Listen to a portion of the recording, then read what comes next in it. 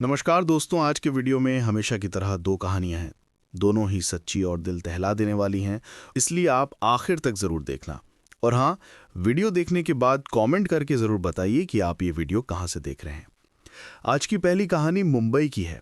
ये बात 2025 की है। 24 अक्टूबर 2025 शुक्रवार की सुबह करीब 11:15 का वक्त था।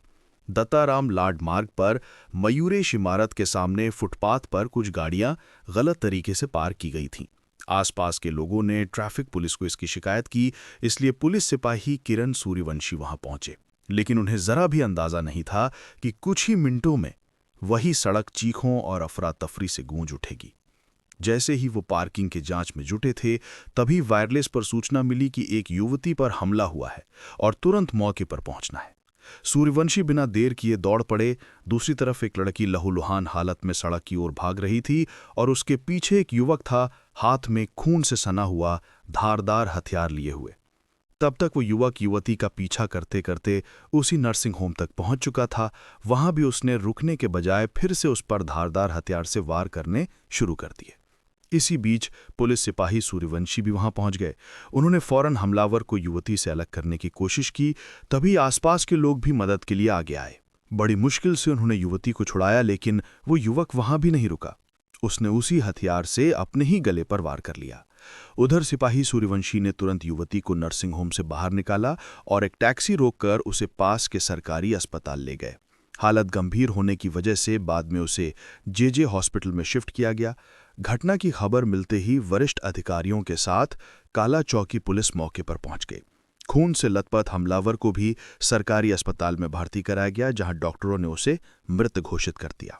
वहीं आईसीयू में इलाज चल रही युवती की भी शाम करीब 5 बजे मौत हो गई।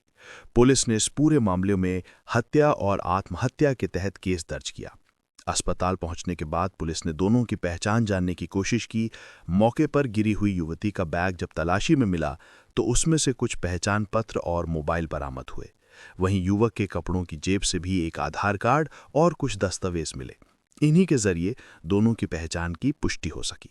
इसके बाद पुलिस ने तुरंत दोनों के परिवारों को सूचना दी। कुछ ही देर में घरवाले अस्पताल पहुंचे। वहां का माहौल मातम में बदल गया था। एक तरफ बेटे की लाश थी तो दूसरी तरफ बेटी की जिंदगी खत्म हो चुकी थी। पुलिस ने वहीं पर शुरुआती पूछताछ की और फिर दोनों परिवारों को थाने बुलाकर बयान दर्ज किए। वहां उन्होंने युवक की पहचान सोनू बरई के रूप में की, वहीं युवती की पहचान मनीषा यादव के तौर पर हुई। पुलिस की जांच जैसे जैसे आगे बढ़ी, एक कहानी सामने आई। वो कहानी थी प्यार, टूटे भरोसे और जुनून में की गई एक भयानक गलती की। सोनू बरई 24 साल का लड़का था, जो अपने घरवालों के साथ काला चौकी के आंबेवाड़ी इलाके में रहता था।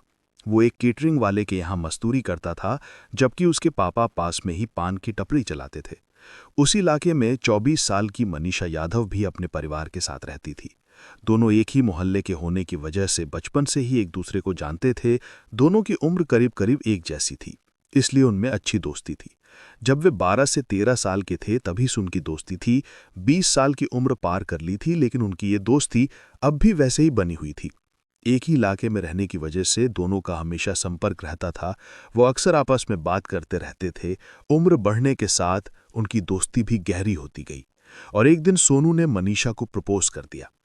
उस वक्त के जोश में मनीषा ने भी हाँ कह दी। पिछले कुछ महीनों से दोनों का प्यार खूब चल रहा था, लेकिन कुछ ही दिनों में छोटी छोटी बातों पर झगड़े होने लगे। आखिरकार मनीषा ने एक हफ्ता पहले ही उससे ब्रेकअप कर लिया। मनीषा ने उससे पूरी तरह रिश्ता तोड़ लिया था। वो अब उससे बात नहीं करती थी, उसके फोन तक नहीं उठाती थी। सोनू ने यह सोचने की भी कोशिश नहीं की कि शायद गलती उसकी हो। उसे लगने लगा कि मनीषा का किसी और लड़के से चक्कर चल रहा है और उसने उसी के लिए उसे छोड़ दिया है। ये बात उसके दिमाग में घर कर गई और वो गुस्से से भर गया। अब उसने जैसे मन ही मन ठान लिया था कि उसे मनीषा को किसी भी हालत में नहीं छोड़ना है। उसने बहाने से कहा कि एक आखिरी बार मिलना है और मनीषा को मिलने के लिए बुला लिया। 24 अक्टूबर 2025 की सुबह करीब 11 बजे मनीषा उससे मिलने आई थी। दोनों के बीच फिर उसी रिश्ते को लेकर बात होने लगी। सोनू ने उसे समझाने की कोशिश की, लेकिन मनीषा अपने फैसले पर अड़ी रही। उसने साफ कह दिया कि अब उसे उससे कोई रिश्ता नहीं रखना है। यह सुनकर सोनू अपना आपा खो बैठा। बिना कुछ सोचे समझे उसने जेब में रखा तेज धार वाला हथियार निकाला और मनीषा पर ताबड़तोड़ वार करने लगा। कुछ ही सेकंड में वो लहूलुहान होकर गिर पड़ी। जान बचाने के लिए घायल हालत में मनीषा किसी तरह भागते हुए पास के आस्था मीन maternity and surgical nursing home तक पहुंची। ये पूरा मंजर वहां मौजूद कुछ लोगों ने अपनी आंखों से देखा। कुछ लोगों ने सोनू को पकड़ने की कोशिश भी की, लेकिन उसने सबको जान से मारने की धमकी दे डाली। उसी दौरान करीब 11:15 बजे पुलिस सिपाही किरण सूर्यवंशी को खबर मिली कि एक लड़की पर हमला हुआ है। वे तुरंत मौके की ओर दौड़े और थोड़ी ही देर में वहां पहुंच गए। उन्होंने हालात संभालने की कोशिश की, लोगों की मदद से लड़की को छुड़ाया और उसे नर्सिंग होम से बाहर निकालकर पास के सरकारी अस्पताल पहुंचाया। लेकिन तब तक बहुत देर हो चुकी थी। लड़की की हालत नाजुक थी और हमलावर भी गंभीर रूप से घायल था। दोनों को अस्पताल में भर्ती कराया गया, जहां डॉक्टरों ने युवक को मृत घोषित कर दिया, जबकि युवती ने भी कुछ घंटों बाद दम तोड़ दिया। पुलिस अब यह भी जांच कर रही है कि ब्रेकअप के अलावा इस वारदात के पीछे और कोई वजह तो नहीं थी। दिन दहाड़े और खुले रास्ते पर हुई इस घटना से पूरे इलाके में अफरा तफरी मच गई। लोग दहशत में हैं और मौके पर तनाव का माहौल बना हुआ है। आज की दूसरी कहानी मध्य प्रदेश के रीवा की है। ये बात 2023 की है। 10 जून 2023 की सुबह रीवा जिले के अतरेला थाने में फोन आया कि जंगल में एक मानव कंकाल पड़ा है। सूचना देने वाला देवघर गांव का एक चरवाहा था, जो उस दिन भी अपने मवेशी चराने जंगल गया था। खबर मिलते ही पुलिस मौके पर पहुंची और कंकाल को कब्जे में ले लिया। इसके बाद टीम शिनाख्त के लिए देवघर गांव पहुंची, जो जंगल से करीब 2 किलोमीटर दूर था। गांव में पूछताछ करने पर पता चला कि गोल्डी कोल नाम का एक युवक कई दिनों से लापता है। इतना सुनते ही पुलिस को शक हुआ कि शायद जंगल में मिला कंकाल उसी का हो सकता है। पुलिस जब शिनाख्त के लिए गोल्डी के पिता को लेकर मौके पर पहुंची तो वहां का नजारा देखकर सबकी सांसें थम गईं। झाड़ियों के बीच पड़ा कंकाल, पास में फटे कपड़े और मिट्टी से सना हुआ जूता। इन्हें देखते ही गोल्डी के पिता जोर से रो पड़े। उन्होंने पहचान लिया कि ये कंकाल उनके बेटे का ही है। पिता ने हत्या की आशंका जताई, लेकिन उस वक्त पुलिस के पास कोई ठोस सुराग नहीं था। मामले की गंभीरता को देखते हुए अतरेला पुलिस ने जांच के लिए एक विशेष टीम बनाई।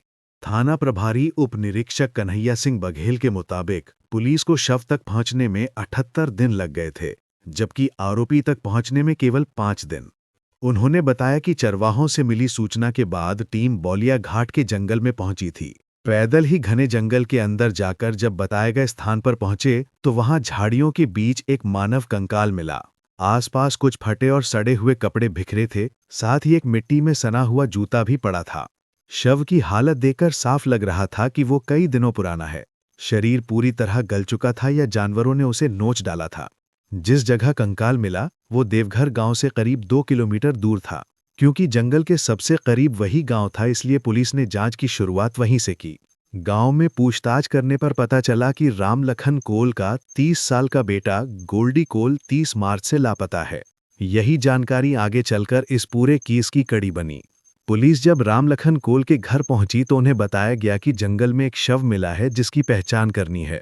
पुलिस ने कहा कि हो सकता है वो उनके बेटे गोल्डी का हो। ये सुनते ही रामलखन का दिल बैठ गया। उसकी आंखों से आंसू बह निकले।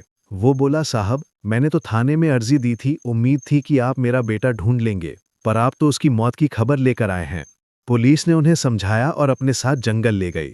वहां पहुंचकर जब रामलखन ने कंकाल के पास पड़े फटे कपड़े और मिट्टी से सने जूते देखे तो वो टूट गया। उसने रोते हुए कहा कि ये उसी के बेटे गोल्डी के हैं। कानूनी प्रक्रिया पूरी करने के बाद पुलिस ने कंकाल को जांच के लिए भेजा और पूरे मामले को संदिग्ध मानते हुए उच्च अधिकारियों को सूचित किया। आदेश मिलते ही scene of crime mobile unit के प्रभारी डॉक्टर आर.पी. शुक्ला और उनकी टीम मौके पर पहुंची। एफएसएल टीम ने वैज्ञानिक तरीके से घटनास्थल से साक्ष्य जुटाए और हड्डियों को जब्त किया। फॉरेंसिक जांच में ये पुष्टि हुई कि कंकाल वास्तव में रामलखन कोल के बेटे गोल्डी कोल का ही था। रामलखन ने बताया कि उसका बेटा 30 मार्च की सुबह घर से निकला था और उसके बाद कभी वापस नहीं लौटा। रामलखन कोल ने पुलिस को बताया कि जब गोल्डी लापता हुआ तो उन्होंने सबसे पहले अपने रिश्तेदारों से संपर्क किया। आसपास के गांव में भी बेटे को ढूंढने की पूरी कोशिश की, लेकिन कोई सुराग नहीं मिला। धीरे धीरे उम्मीद टूटने लगी। आखिर उन्होंने अपने बड़े बेटे इंद्रपाल से कहा कि पुलिस में शिकायत करनी चाहिए। गोल्डी के लापता होने के 12 दिन बाद यानी 12 अप्रैल 2023 को उसका बड़ा भाई इंद्रपाल कोल अतरेला थाने पहुंचा। उसने बताया कि उसका छोटा भाई गोल्डी कोल निवासी देवघर गांव 30 मार्च की सुबह घर से निकला था और फिर वापस नहीं लौटा। इंद्रपाल ने बताया कि गोल्डी की अभी शादी नहीं हुई थी। वो साल में 6 महीने कभी मुंबई तो कभी गुजरात जाकर काम करता था। कुछ पैसे बचाने के बाद वो गांव लौट आता था और पिता राम लखन के साथ रहता था। बुजुर्ग पिता के लिए वही खाना बनाता और घर के काम देखता था। जब एक हफ्ते तक कोई खबर नहीं मिली तो 7 अप्रैल को राम लखन ने ये बात अपने बड़े बेटे इंद्रपाल को बताई। उस समय इंद्रपाल महाराष्ट्र के जलगांव में काम कर रहा था। वो तुरंत 11 अप्रैल को गांव लौटा और अगले दिन यानी 12 अप्रैल को अतरेला थाने में जाकर गोल्डी की गुमशुदगी की रिपोर्ट दर्ज कराई। पुलिस ने रिपोर्ट दर्ज कर ली, लेकिन तब तक किसी को अंदाजा नहीं था कि ये गुमशुदगी जल्द ही एक दर्दनाक हत्या के मामले में बदल जाएगी। शव की पहचान हो जाने के बाद अब पुलिस के सामने सबसे बड़ी चुनौती थी ये पता लगाना कि गोल्डी की हत्या किसने की और क्यों की। मामला रहस्यमय था, इसलिए पुलिस ने अपने मुखबिरों को सक्रिय किया। थोड़े ही समय में खबर आई कि गांव में कुछ लोग आपस में ये बात कर रहे हैं कि गोल्डी की हत्या तो काफी पहले ही हो चुकी थी, अब तो बस उसका कंगाल मिला है। ये सूचना पुलिस के लिए अहम थी। सूचना की पुष्टि के लिए पुलिस ने मृतक के पिता राम लखन के संदेह के आधार पर गांव में पूछताछ शुरू की। कई लोगों से बात की गई, पुराने झगड़े और रिश्तों की कड़ियां जोड़ी जाने लगीं। इसी दौरान 3 नाम सामने आए: मोतीलाल कोल, बुद्ध सेन उर्फ छंगे कोल और लाला कोल उर्फ रमेश। गांव के कुछ लोगों ने बताया कि 30 मार्च की सुबह आखिरी बार गोल्डी इन्हीं तीनों के साथ देखा गया था। यहीं से पुलिस की जांच का रुख अब सीधा इन तीनों की तरफ मुड़ गया। गांव में फैली चर्चाओं और मिली जानकारियों से पुलिस की जांच अब तेज हो गई थी। पता चला कि जिस दिन गोल्डी को आखिरी बार मोतीलाल, बुद्धसेन और लाला के साथ देखा गया था, उसी दिन के बाद से वो लापता हो गया।